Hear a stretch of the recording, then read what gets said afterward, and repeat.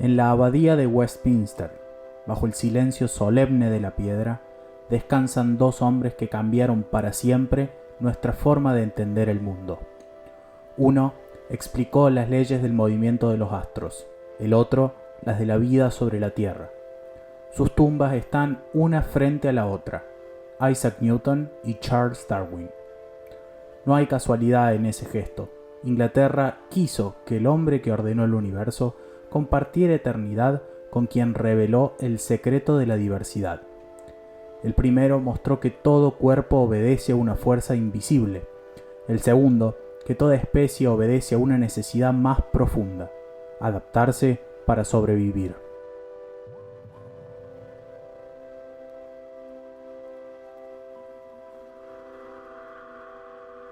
Hola amigos, ¿cómo están? Bienvenidos una vez más a Genios y Gigantes, en esta tercera temporada que llamamos Mentes Iluminadas.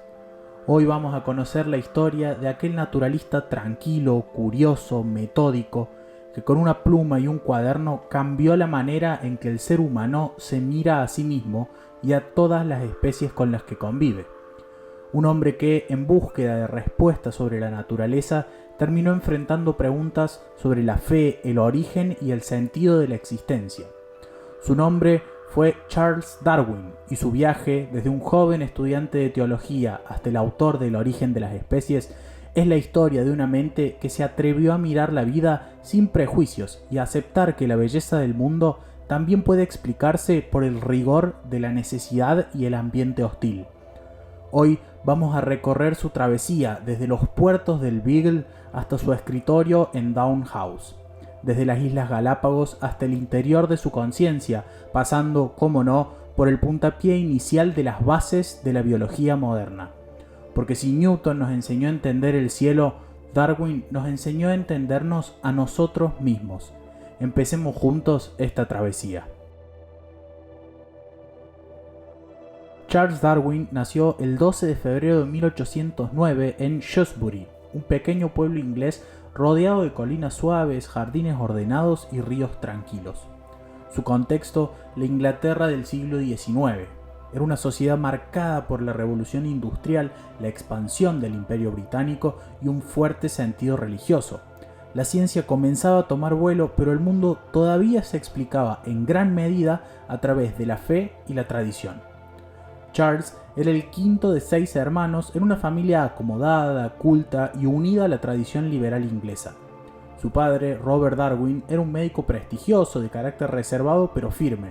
Su abuelo paterno, Erasmus Darwin, había sido médico, poeta, inventor y uno de los primeros en sugerir, décadas antes, que las especies podían cambiar con el tiempo.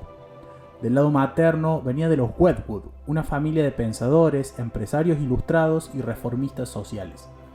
Era un hogar moderno donde la religión convivía con la razón, donde se leía, se debatía y se criaban niños para pensar por sí mismos.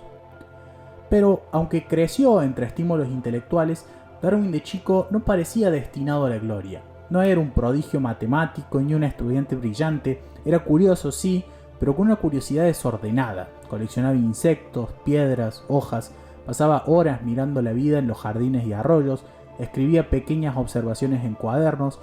Podríamos decir que tenía esa fascinación infantil por el mundo natural tan común, aquellas que muchas veces la vida suele aplacar, pero que en él nunca se apagó.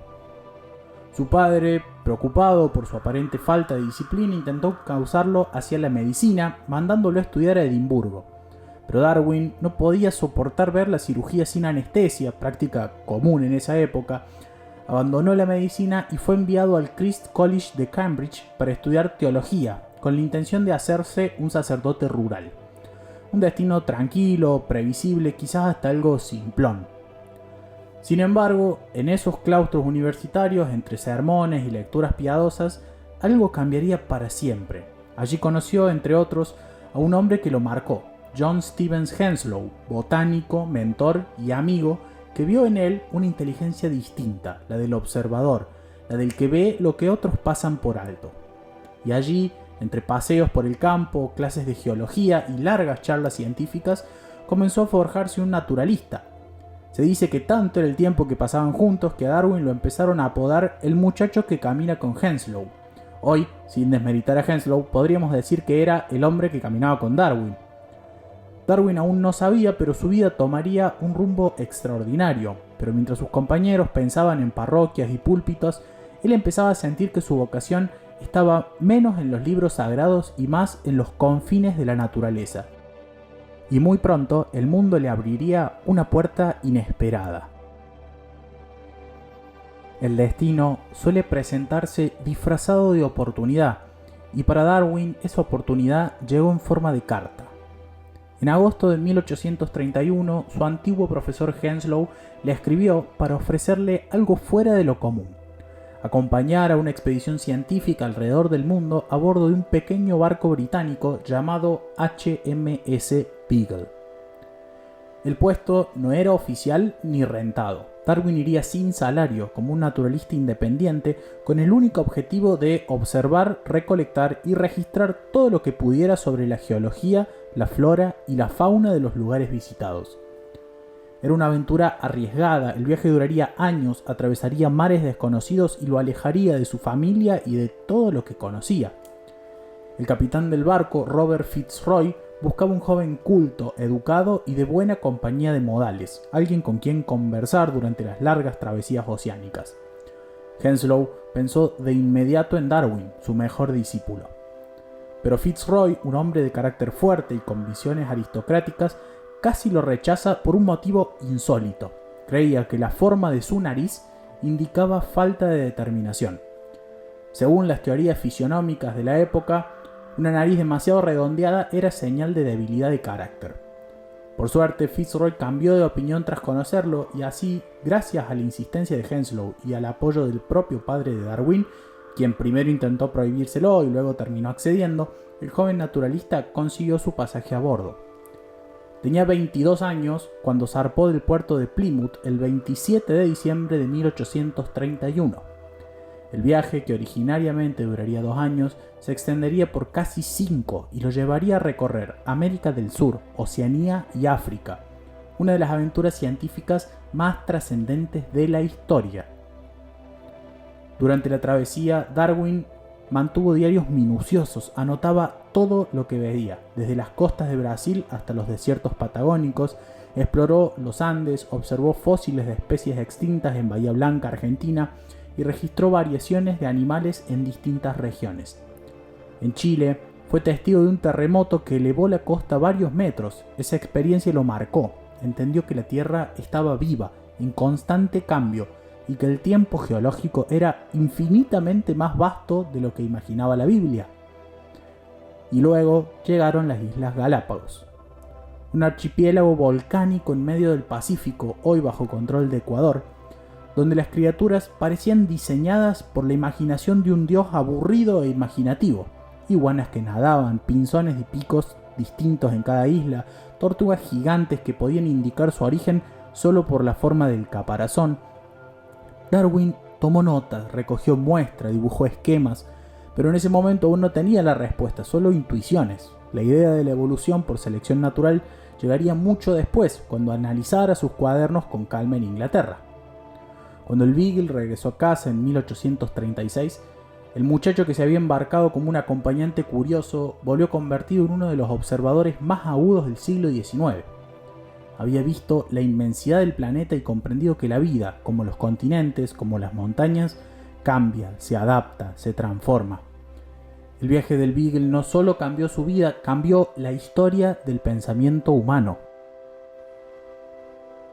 Cuando desembarcó en Inglaterra, tenía apenas 27 años, pero ya traía consigo una montaña de cuadernos, especímenes y preguntas.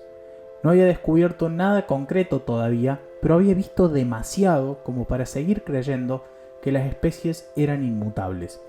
Cada fósil, cada variación, cada forma de vida recogida en el Beagle parecía decirle lo mismo: la naturaleza cambia.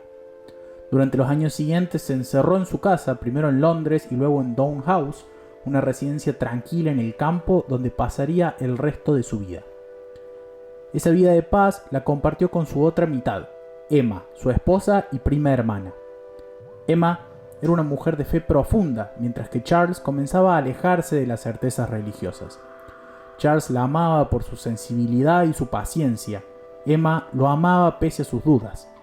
Tuvieron 10 hijos, aunque 3 de ellos murieron pequeños. Aquellas pérdidas lo marcaron profundamente, sobre todo la de Annie, su hija de 10 años, en 1851.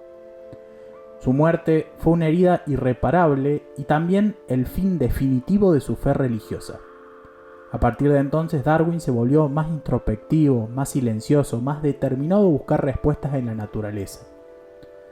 Desde Down House, Darwin construyó un pequeño laboratorio doméstico rodeado de jardines, invernaderos y un sendero circular que recorría a diario, meditando.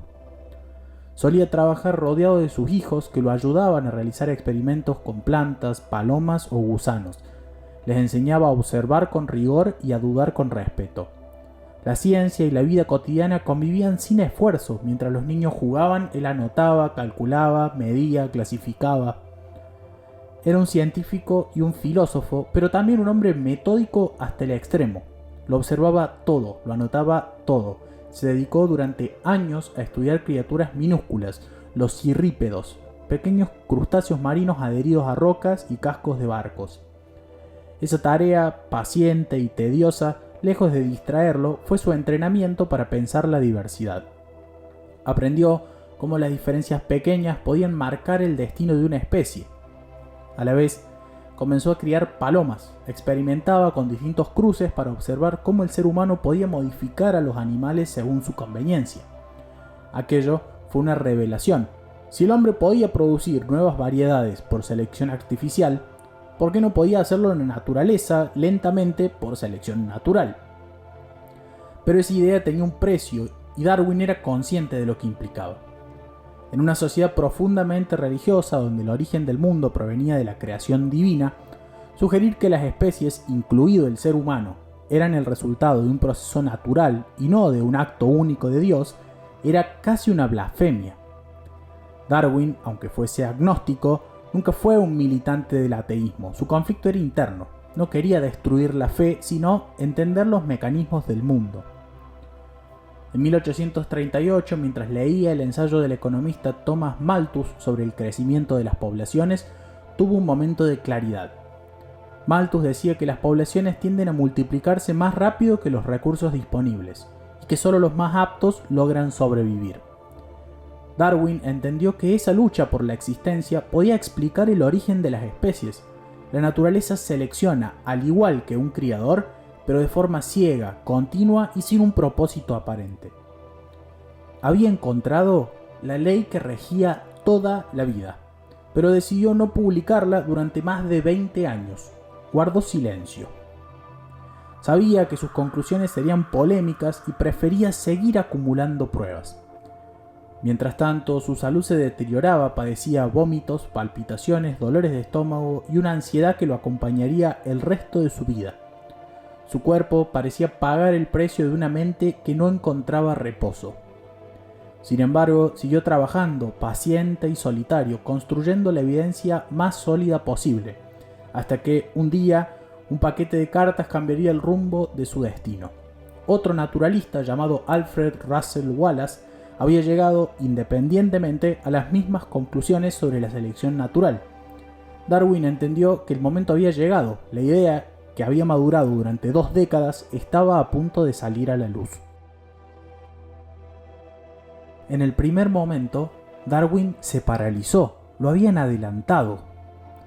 A su auxilio intelectual y político llegaron sus amigos, Charles Lyell, el geólogo, y el botánico Joseph Hooker, quienes intervinieron para resolverlo con elegancia. Presentaron ambos trabajos de forma conjunta ante la Linnean Society de Londres el 1 de julio de 1858. Darwin no asistió. Ese mismo día había perdido a su hijo más pequeño. Al año siguiente, decidió finalmente publicar su obra completa. El 24 de noviembre de 1859 salió a la venta su libro que se traduce como El origen de las especies por medio de la selección natural. La primera edición de 1250 ejemplares se agotó en un solo día, forzando a su autor a reeditar rápidamente una segunda edición revisada. El libro no hablaba de Adán ni de Eva, No mencionaba a Dios ni pretendía negarlo, pero sus páginas contenían algo aún más desafiante: la idea de que la vida no fue creada de una vez y para siempre, sino que se transforma, que cada especie es el resultado de una larga historia de adaptaciones, de éxitos y fracasos, de supervivencias y desapariciones, que la naturaleza no es un escenario estático, sino un flujo perpetuo, que las especies fueron forjadas por ese entorno hostil que pone a prueba desde los orígenes de la vida sus capacidades para conservarla. La reacción fue inmediata. Los salones de Londres, las universidades y hasta los púlpitos se llenaron de discusiones. Para algunos era la revelación científica del siglo y para otros una amenaza moral. Las caricaturas lo mostraban con cuerpo de mono, los religiosos lo acusaban de haber degradado la dignidad humana y sin embargo, el origen de las especies no hablaba de degradación, sino de continuidad, de un universo en movimiento, donde todo está conectado, donde la vida y el tiempo son parte de un mismo proceso, donde la grandeza no está en haber sido creados perfectos, sino en la capacidad de cambiar. El eco fue tan fuerte que todavía resuena. Esta simple idea es hoy uno de los pilares ineludibles de la biología, con sus múltiples ramas y la historia natural como la conocemos. En 1860 el famoso debate de Oxford enfrentó a los defensores de la fe literal con los partidarios de la nueva ciencia. El obispo Samuel Wilberforce y el biólogo Thomas Huxley, apodado el Bulldog de Darwin, se cruzaron ante un auditorio lleno. No existe una transcripción exacta del encuentro, pero la leyenda cuenta que, cuando el obispo le preguntó si descendía del mono por parte de padre o de madre, Huxley respondió que prefería descender de un simio antes de que alguien usara su inteligencia para ridiculizar la verdad. Más allá de los mitos, el mensaje era claro: la ciencia había cambiado para siempre, ya no bastaban las explicaciones de la fe o de la autoridad. Había que observar, comparar, comprobar. Ya no importaba si hablábamos de estrellas, planetas, manzanas, tortugas, pajaritos o del propio hombre. Lo que hoy era ineludible, como nos han mostrado nuestros últimos protagonistas, era el método. Darwin, que nunca buscó el conflicto, se mantuvo al margen de la polémica. Desde su escritorio seguía trabajando en silencio mientras el mundo discutía sus ideas. Sabía que no era una teoría más, sino un nuevo modo de mirar la existencia y que el verdadero cambio no estaba ni en los templos ni en los laboratorios, sino en la mente humana. Después de la tormenta que desató el origen de las especies, Charles Darwin se retiró cada vez más de la vida pública. Prefería los jardines a los auditorios, la conversación pausada a la controversia. Mientras el mundo entero discutía sus ideas, él seguía observando hormigas, plantas, gusanos, palomas. Su salud se volvió frágil, con dolencias que lo acompañarían hasta el final, pero su mente se mantuvo clara, activa, incansable. Publicó nuevos trabajos sobre la expresión de las emociones, la fertilización de las orquídeas y el comportamiento de las lombrices. En cada página se notaba su forma de mirar, paciente, empírica, respetuosa. Darwin no buscaba imponerse, buscaba entender. Con el tiempo, el escándalo se transformó en respeto. Las generaciones más jóvenes de científicos lo reconocieron como el hombre que había puesto a la biología en el mismo nivel que la física o la astronomía.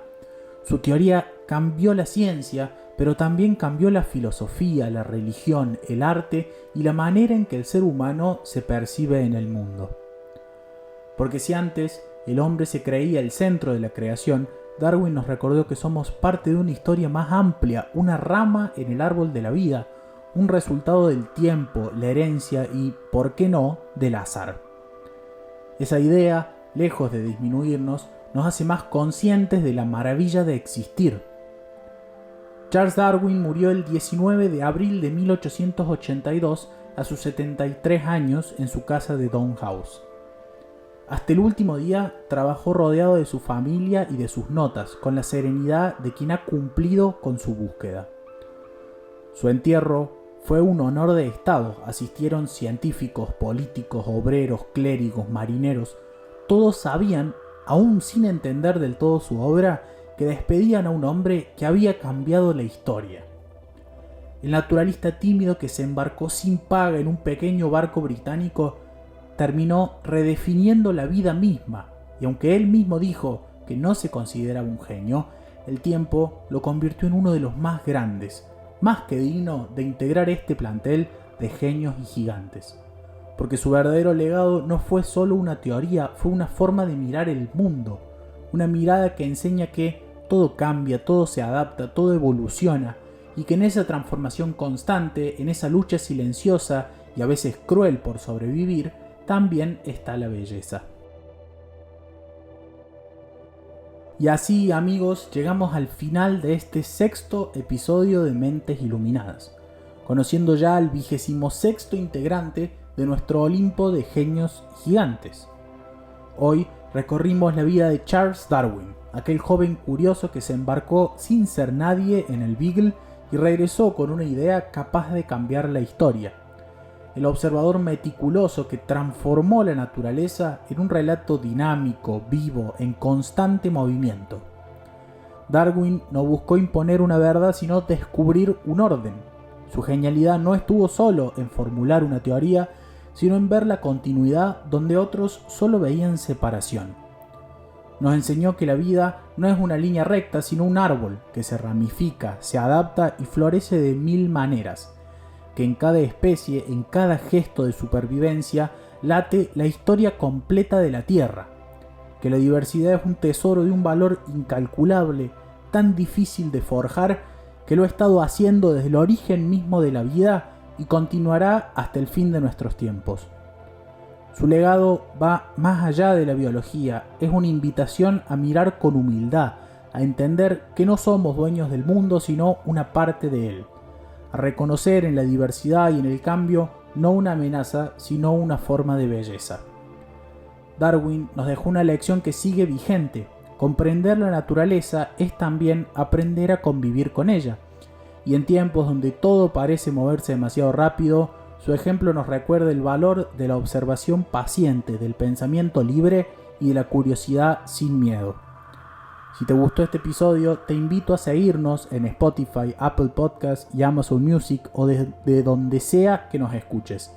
Déjanos un comentario, un pedido, un dato que se nos haya pasado, un saludo, lo que quieras. Calificanos con 5 estrellas, que eso nos ayuda a crecer, y sumate a nuestra comunidad en Instagram, geniosygigantes.podcast. Compartilo con amigos, con colegas, con familia, con quien vos creas que puede disfrutar de este proyecto que venimos formando. Mi nombre es Francisco Sagorda y te espero la próxima semana para seguir recorriendo juntos la historia de las mentes que iluminaron al mundo. Muchas gracias.